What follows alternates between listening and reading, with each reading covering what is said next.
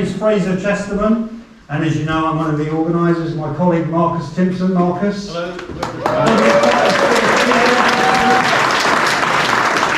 Thank you very much for joining us in Cambridge. It's lovely to be here. It's Joe Stephenson. It is. From PhD Marketing, and the first time we meet, not online. Exactly. Isn't it weird?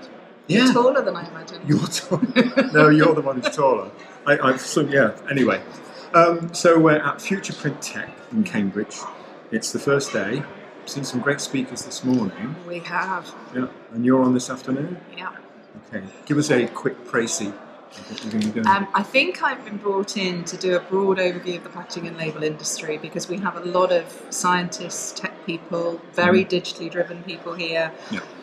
Who are working across industry sectors, and the team really wanted somebody to come in and give a bit of a reality setting of, what is the packaging label industry all about today, what's driving it, where's it at, what are the key trends and what's happening. So all in 15 minutes. Well, that's what's slightly stressful in that I prepared for 30 and then found out. So I've managed to negotiate an extra 5. Okay. So I might be skipping through some of the depth that I normally put to these things. But yeah, I'm going to give a good insight to what is a very sort of volatile, tricky situation at the moment in the industry, but a lot of positive opportunity, and particularly for digital as well. Yeah. Are you going to talk about plastics? Am I going to talk about plastics? I was dying to put my hand in the air earlier. I thought you might. I saw the guy talking about megatrends. I shall be talking about that. The way he summarised, we had a speaker on earlier who was talking to huge opportunity for his technology and other people's in the room's technology because of the shift from plastic to paper.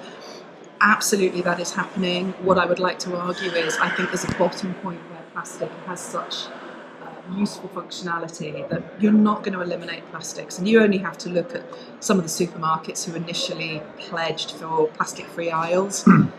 The reality is some of the products that they're needing to pack have to have plastic in the mix. So I think there is absolutely rationale for minimising single-use packaging, changing the game in terms of the circular economy, eradicating unnecessary use of plastics, but to suggest that it's not here to stay, I think would be slightly foolish.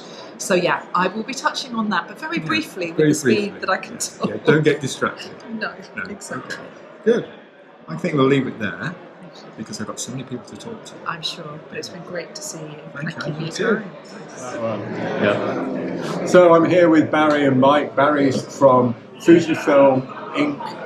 Solutions Group, and Mike is from Fujifilm Integrated Inkjet Solutions. Yes, sir. Easy to get the two mixed up, but both very different functions.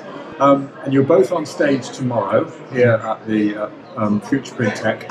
Can you give me a preview of what you're going to talk about? Should we start? Mike, let's start with you. What's if you could put it in a nutshell, what are you going to tell us tomorrow? We're set up in a Q&A session, and it's really meant to describe our inkjet journey from laboratory into industrial fabrication. So Barry's going to play moderator. He's going to ask me lots of questions, and hopefully we're going to give an idea of what it takes to go from making something work in the lab to making it work out in the field. So, Barry, what kind of questions are you going to ask? Well, I don't want to give away too much. No, of course. Yeah, so with it, but it's about describing the hiccups that we've had along the way and what we've learned from those, and what's in the machine that you can't see that adds the greatest value for the customer.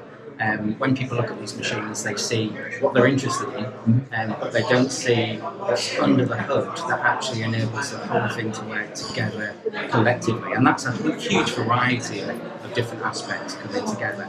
And it's through partnerships like ours that enables those to actually step out of the laboratory. And it's about how big a step that is, but how we're managing it as a company through the expertise that we've got, through the teams that we have working on these kinds of applications. So when you're working in a partnership like this, who's in charge? Does the leadership change as you go through the project, or? Yeah, there's a structure on top, but it's almost like a layered system. So we have commercial sides and we have technical sides, and what we've managed to develop over the 10 plus years of working together is a high level of trust. The ability of having one company work on a solution like this is we can share much more information than we could normally with an OEM, because there's a lot of proprietary information held in there, whilst respecting other people's IP, NDAs and such like, because whilst we do work together where it's beneficial, we also work separately. So there is a sort of a fluid dynamic at it, but it's less about leadership and it's more about a common goal and a common direction and finding the easiest solution between our technologies rather than coming in from one of you. Right. So Barry brings the ink development and the ink manufacture. Fujifilm Integrated Inkjet Solutions brings the heads and... Yeah, so we bring the system to the ink, I guess you could say.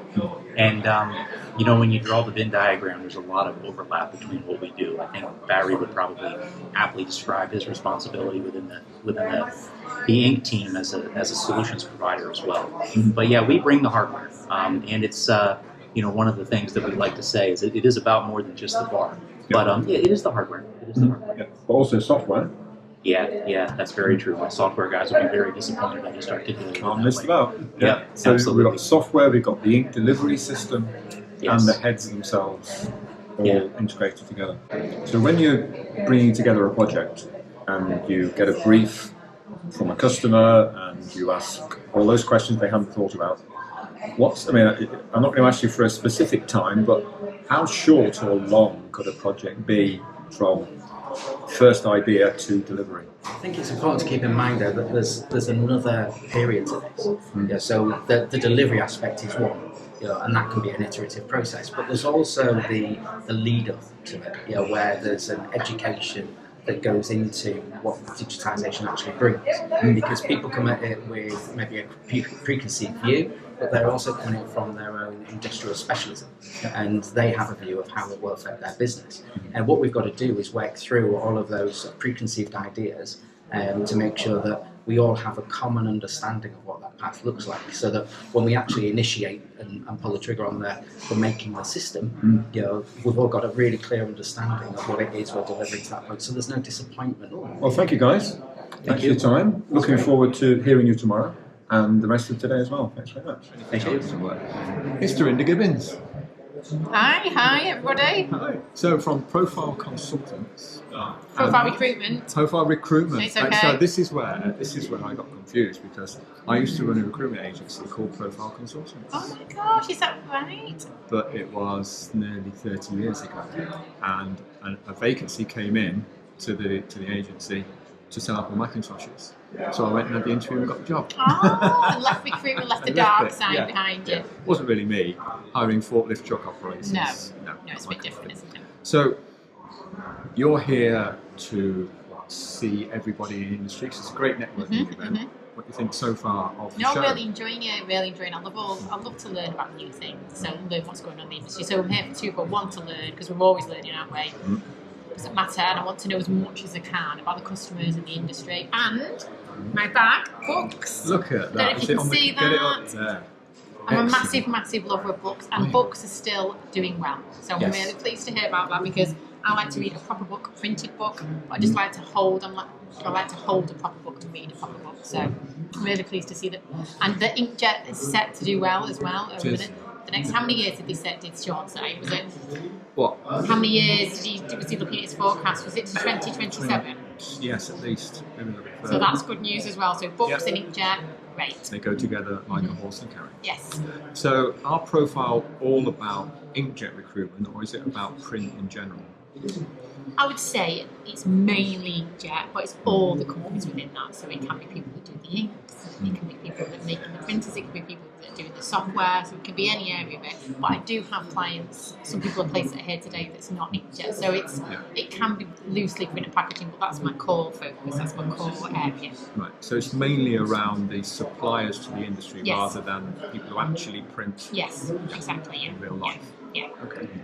And what, as far as you're concerned, what trends are you seeing in the way people are moving around, or what things they want to get involved in? You know, if you've got a vacancy in a particular area, do you think, I'm going to find that really easy to recruit because everyone wants to know? I think it's difficult because it's ever changing. I don't know, was it Marcus today was talking about change? Was it Marcus? It might be somebody else. Adaptability. About adaptability. And each company's challenges are different. But the trends, there's a lot of people still heading towards retirement, so we've got to always be looking at succession planning, growing your own, getting people through apprenticeships or whatever means to get them to join a company as well. There can be a bit of a shortage of talent, so you need to look at, we don't always need to get an A to A match. So someone who's just done this, they speak languages, they've sold this, they've done this into this market. I think it's looking at the person and will they work really hard, can you trust them, can you grow them? So I think I try and re-educate companies to try and think long-term about the employees that they take on board as well. Right. So you'd say people are more willing to take somebody on who doesn't 100% match what they want, but they can train them as long as they've got the core of the enthusiasm. I don't know if they're more willing. I think they need to be more willing. They need to be more willing to get the best people, because if you want to have the best technology, that's great, that's half the puzzle, but you need to have the best people. And if you've not got the best people, you've only got half the puzzle.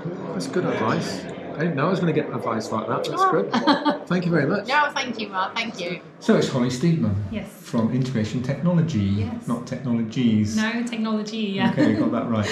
So we met first time face to face in Dusseldorf, I think it was. IPI, yeah, exactly. Yeah, which was good. And I was looking at what you do. So is everything you do to do with UV curing? Yes. Yeah.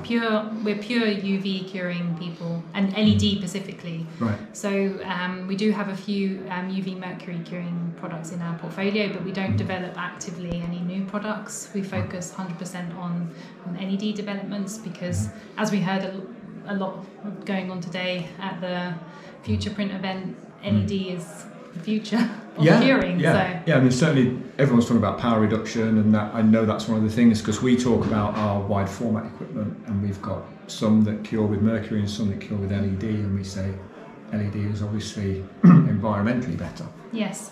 Yeah, but like you said, there's still a need for mercury curing in the printing industry. We have an exemption for that technology at the moment. Right. Mercury is actually they're banning this substance, but our industry has an exemption because there's no replacement, and that is because there are some applications where the LED inks haven't been certified for that. If you think about food packaging, etc. Right. So, but it will change eventually. It's just this catch up. Yeah. This catch up of all the guys coming together, the ink guys, the raw material guys, creating the raw materials for the LED formulations. So it takes a little bit of catch up time. Yeah. So are you seeing printing happen as part of the manufacturing process more than it used to be, where printing was always a separate function? Exactly. Yeah. So for us, this is really the future for LED is implementing LED and curing also into these digital manufacturing processes, because there you can see also the greatest effects of the sustainable curing technology as well. But yeah, it will take time.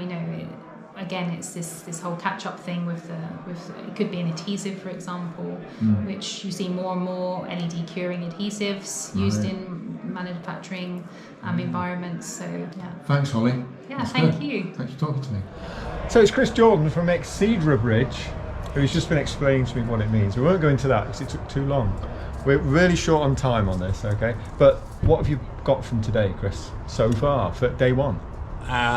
Always good events, really, really lively, lots of people, fabulous networking, old friends, new people, textiles, packaging information. I've learned quite a lot. I'm not a packaging expert, so some really good facts and figures on what's happening today, what the opportunities are, and where things are going in the next year or two. So what big fact from today? Anything that sort of you think, I'll remember that and use it? Labels growing like mad in lots of different parts of the world. Yes. And the thing that stood out for me is the sales pitches don't really go down so well when you can bring information, insight, and even talk about something that's outside of your normal field that gets you thinking. And that's, for me, that's the value.